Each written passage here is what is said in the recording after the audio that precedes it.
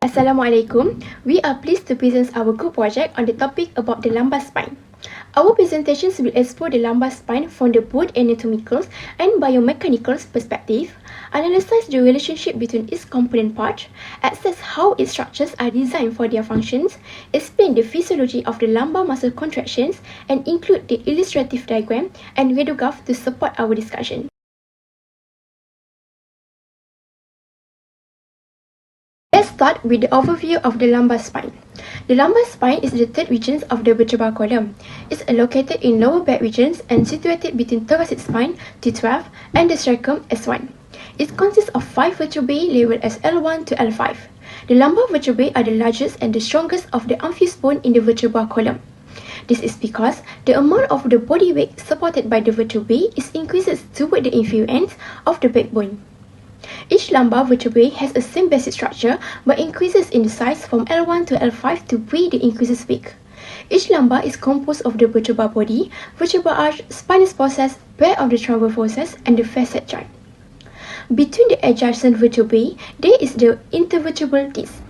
Lumbar plays a crucial role in the supporting body weight and upper body, allowing throat movement, protect the spinal cord and nerve. Each lumbar vertebrae consists of two main sections, which are the anterior portions known as the vertebral body and the posterior segment called as vertebral arch. Vertebral body is a thick and disc-shaped that act as weight-bearing part of the vertebrae. Posteriorly, have the vertebral arch surrounds the spinal canal to protect the spinal cord and the cauda equina. The arch consists of paired pedicles which is attached to the vertebral body, and the lamina, spinous process, pair or transverse process, and articular processes. In superior of each lumbar vertebrae, we can visualize the vertebral foramen, a large triangular opening that enclosed by the vertebral arch. This foramen is widest in the lumbar regions compared to other part of the spine. Next, pedicles that are short, thick, that extend directly posteriorly from the side of the vertebral body. These structures serve a critical connector between the vertebral body and superior element of the vertebrae. Next, lamina is a sheath of bone projected from each pedicle toward the midline. Two lamina meet and fuse with one another in the midline. Each lamina has a slight irregular and sharp superior edge but rounded and smooth in lateral edge. At the junctions where the lamina meets, there is a spinous process that arises and projects posteriorly. From a superior view, only the base of the spinous process is visible. It is provide a site for the muscles and ligament attachments and movement. Next, the pair of transverse process that lateral projections extend from the junctions of the pedicles and lamina. Lumbar transverse process increases in the length from the first to third and then shorten. These elongated structures serve an important attachment point for the muscles and ligament. In addition, superior articular process is extended upward from the vertebral arch and contain a smooth, concave articular surface called as facet, which face medially in the lumbar regions. For ligament, the anterior longitudinal ligament is located along the anterior surface of the vertebral bodies and intervertebral discs. It extends from the base of the skull along the entire length of the vertebral column down to the anterior aspect of the sacrum. Next, which is the posterior longitudinal ligament, is positioned on the posterior surface of the vertebral body, but it lies inside the vertebral canal just in front of the spinal cord. Next, which is a ligamentum flavum, which is found on the posterior wall of the vertebral canal, where it connects to the lamina of the adjacent vertebrae. Other than that, the interspinous ligaments are located between the spinous processes of the adjacent lumbar vertebrae. They run from the roots of the apex of each spinous process. In addition, the supraspinous ligaments lies along the tips of the spinous process, forming a continuous band from the 7th cervical vertebrae down to the sacrum. Last but not least, the iliolumbar ligament is located at the lumbar sacral junctions, where it connects the transverse process of the 5th lumbar vertebrae to the iliac crest of the pelvis on each side. It extends laterally and slightly downward from the spine to the pelvic bone. The first type of joint is the intervertebral joint. This is a cartilaginous joint formed between the vertebral bodies of the two adjacent lumbar vertebrae. Each joint is separated by an intervertebral disc, which acts as a cushion. These joints run from the L1 to the L2 down to L5 until the S1. Next, we have the facet joints, also called as zygapophyseal joints. These are synovial joints located between the articular processes of the adjacent lumbar vertebra. Each lumbar vertebra has a pair, one on the left and one on the right, connecting to the vertebra above and below. The third major joint is the lumbosacral joint, which connects the last lumbar vertebra, L5, with the first sacral vertebra, S1. This is a transitional joint between the flexible lumbar spine and the rigid sacrum. It includes both the intervertebral disc and a pair of the facet joints. This joint plays a key role in load transmission between the spine and pelvis. Moving on to the muscles, the lumbar spine is supported by the three main groups, which are superficial muscles, deep muscles, and the lumbopelvic musculature. The superficial muscles are the outermost layer of muscle. Let's look at the two key muscles. The iliocostalis lumborum. This is the most lateral part of the erector spinal group. It runs from the iliac crest and sacrum up to the lower ribs, helping with the extension and lateral flexion of the spine. Next, longissimus is the part of erector spinal. Located medially to the iliocostalis, it runs from the transverse processes of the lumbar vertebra upward toward the thoracic spine and ribs, assisting in extension and posterior maintenance. Now, the deep muscles lie closest to the vertebra. First is the multifidus. Multifidus is a thick and deep muscle that spans from the sacrum to the C2, but is most developed in the lumbar region. It connects the lumbar vertebra in a segmental fashion. Second, the rotators. Rotators are small muscles that connect the transverse process of one lumbar vertebra to the spinous process of the next. They are more developed in the thoracic region, but still present in the lumbar spine. Next, interspinous. Interspinous are short muscles that span between the adjacent spinous processes of the lumbar vertebra. And then, intertransversary. These connect the transverse processes of the adjacent lumbar vertebra. Finally, we have the lumbopelvic musculature that supports both of the lumbar spine and the pelvis. It consists of quadratus lumborum. Quadratus lumborum is the thick and quadrilateral muscles runs from the iliac crest to the 12th rib and lumbar transverse processes.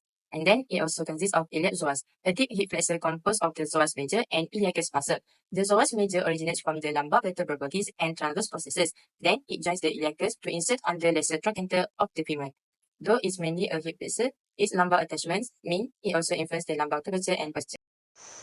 Next, we're going to move to the explanation in terms of biomechanical of lumbar. So, lumbar spine is considered to have slightly movable joint designed to provide a balance between stability and flexibility. This joint allows for limited movement while maintaining the structural integrity of the skeletal system. They are primarily found in areas where slight movement is necessary for function, but where too much mobility could lead to instability or injury. Joints between these vertebrae in the spine are slightly movable. This arrangement allows for some degree of flexibility while still providing support to the spinal cord. Due to the characteristic of slightly movable joint, the movement that can be done by this lumbar spine is also limited, which is flexion, extension, lateral deviation, and rotation. So, the first movement, which is flexion, is the action of bending forward just like the video given. If we go even deeper, flexion is referred to a movement that decreases the angle between two parts. So, for lumbar, it involves the decreasing an angle at the intervertebral disc.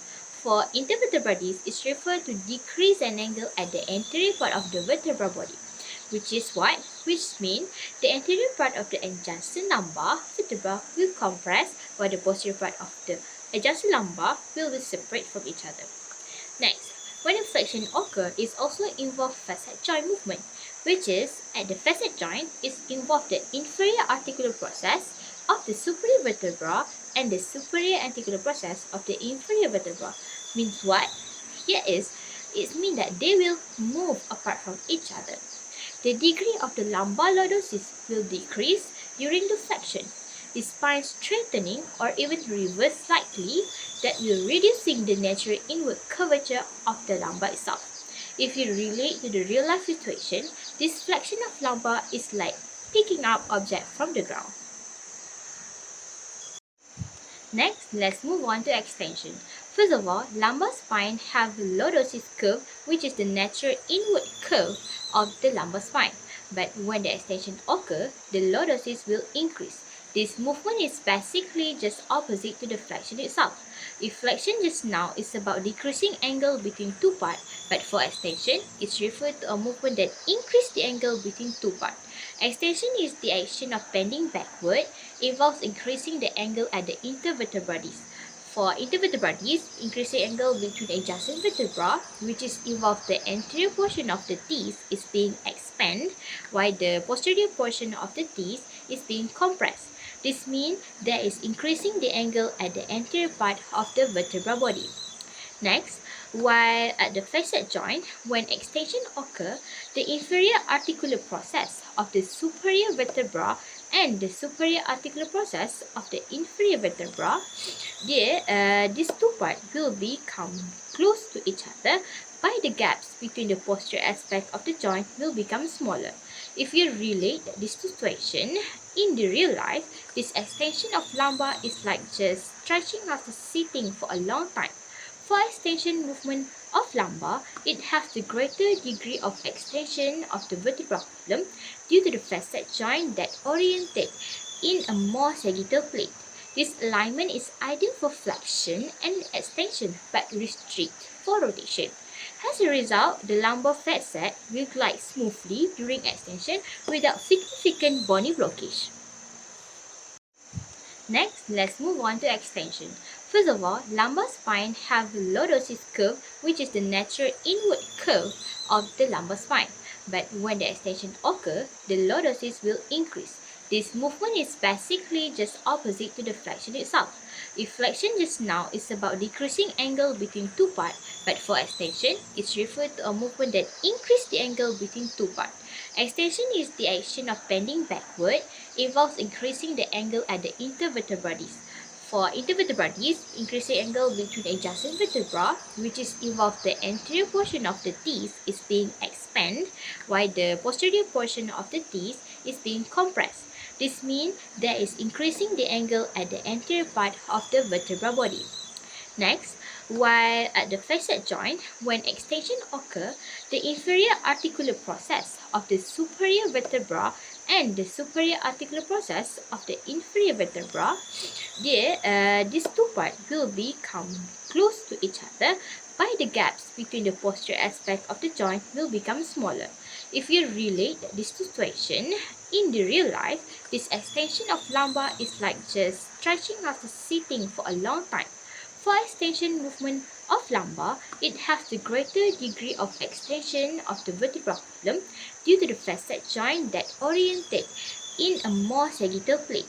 This alignment is ideal for flexion and extension but restrict for rotation. As a result, the lumbar facet will glide smoothly during extension without significant bony blockage. The last movement is rotation. Rotation basically refers to a circular movement of an object around a center of rotation.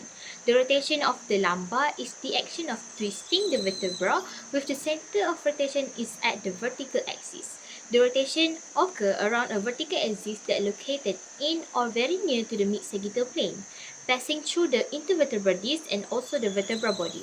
While the facet joint involved in role of guiding and also limiting the rotational movement, especially in lower lumbar spine where the rotation is more restricted due to their sagittal orientation. In the real life situation of this orientation of lumbar, it is just like the turning to the lobe behind. Let's take a closer look at how the lumbar vertebrae are connected, starting from the top of the lumbar spine. First, the L1 vertebra is connected to the T12 vertebra above it. This connection occurs at the T12 to L1 intervertebral joint, as well as through the facet joint, which are positioned between the articular processes of each vertebra. Moving downward, each lumbar vertebra from the L1 to the L5 is connected to its neighboring vertebra in the same way. These connections involve both intervertebral joints, which include the intervertebral disc, and facet joints, which help to stabilize and guide the spinal movement. Now, when we reach the L5 vertebra, the anatomy becomes slightly more complex. L5 connects to the pelvis through the two important ligaments, which are the iliolumbar ligament, which links it to the iliac crest, and the sacroiliac ligament, which connects it to the sacrum and stabilizes the pelvis. Finally, L5 is joined to the S1 vertebra at the lumbosacral joint, a critical junction that marks the transition between the lumbar spine and the sacral region. These anatomical connections form the structural basis of the lumbar spine, linking it to the thoracic spine above and the pelvis below. Let's go through the ligamental structures that connect the thoracolumbar region in detail, focusing specifically on the vertebral levels and surfaces they join. First, the anterior longitudinal ligament. The anterior longitudinal ligament runs vertically along the anterior surface of the vertebral bodies and the intervertebral disc. It connects the anterior body of the 12th thoracic vertebra to the anterior body of the first lumbar vertebra. From there, it continues sequentially, connecting the anterior body of the L1 to the L2, L2 to the L3, L3 to the L4, and L4 to the L5.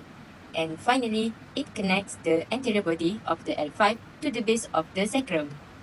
Second, the posterior longitudinal ligament. The posterior longitudinal ligament is located along the posterior surface of the vertebral bodies inside the vertebral canal. It connects the posterior body of the T12 to the posterior body of the L1.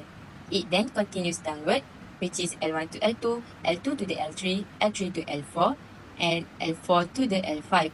It will also terminate by connecting the posterior surface of the L5 to the upper posterior surface of the sacrum at the S1.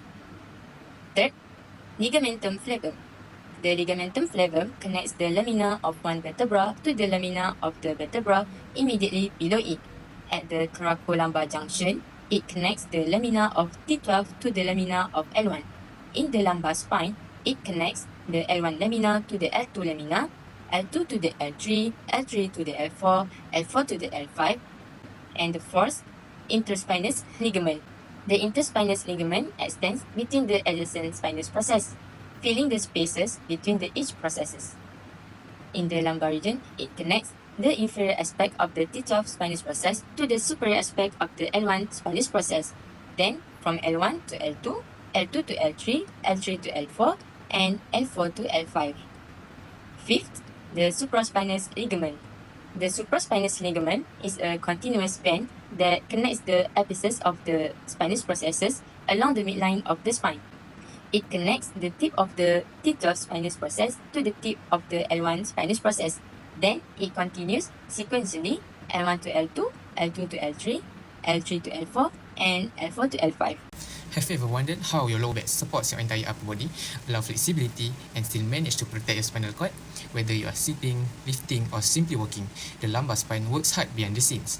Today, I'll be presenting an overview of the key anatomical structure of the lumbar spine and explain how each of them is uniquely suited to support movement, stability, and protection. We'll explore the vertebrae, joints, and ligaments that make this possible.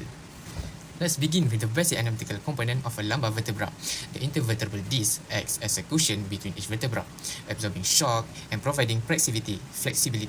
The vertebral body is the large block-like structure in the front that bears most of the weight. We also have the superior articular process, which help form the facet joint, and the lamina that form the back part of the vertebral arcs. The pars interarticularis acts like a bridge that connects the facet joint and bears load during movement. Other features like the intervertebral foramen allow nerve to pass through, while the central canal contains cerebrospinal fluid, which cushion and protects the spinal cords. Smaller structure like the mammillary process and laminar groove provide important muscle attachment point. The lumbar spine isn't just a stack of bone, it's a dynamic system. The facet joint, found at the back of each vertebra, connect one vertebra to the next. This joint limit excessive motion, provide stability, and share the load with intervertebral disc during extension and movement. The intervertebral disc consists of a gel-like center and tough outer ring.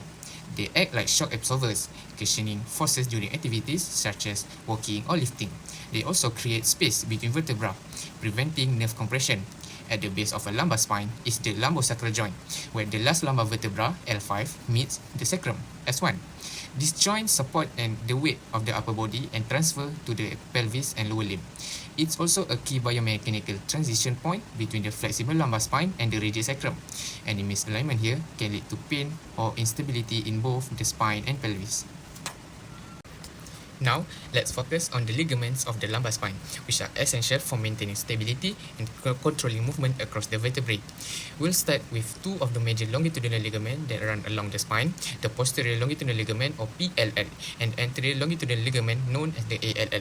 The posterior longitudinal ligament runs along the backside of the vertebral bodies inside the spinal canal. It serves several important functions. First, it prevents excessive flexion or forward bending of the spine. This is as important during movements such as touching your toes or bending forward to pick something up. Second, it provides posterior support to the intervertebral disc, helping them to hold them in place and reduce the risk of disc herniation toward the spinal cord. Finally, it helps to resist the posterior slipping of the vertebra, which contribute to overall spinal stability. In contrast, the anterior longitudinal ligament runs down the front of the vertebral bodies from the base of the skull to the sacrum. Its main role is to prevent excessive extension or backward bending of the spine. The ALL also helps to maintain the alignment of the vertebral bodies, especially under pressure. It stabilizes the intervertebral joint by anchoring the front of each vertebral body to the next. Additionally, it plays a key role in resisting anterior slipping of the lumbar vertebra. Next, we have the interspinous ligament, which is located between each pair of spinous process. This ligament resists separation of the spinous process during flexion, helping control how far the vertebrae can move apart when you bend forward. It works together with both supraspinous ligament and the ligamentum flavum to maintain spinal alignment. Together, this ligament help to ensure that vertebra move in a controlled and coordinated way rather than independently, which could lead to misalignment.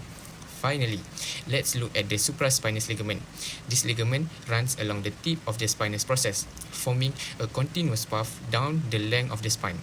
It provides longitudinal stability, meaning it helps the spine to stay upright and aligned from top to bottom. Like the interspinous ligament, it also limits flexion, preventing the spine from bending forward too far. Most importantly, it maintains the alignment of the spinous process, helping ensure that the vertebra move as a single unit rather than individually. The ligamentum flavum connect the lamina of adjacent vertebra and form part of the posterior wall of the spinal canal. It's highly elastic, which helps return the spine to its neutral position after bending and assists with shock absorption.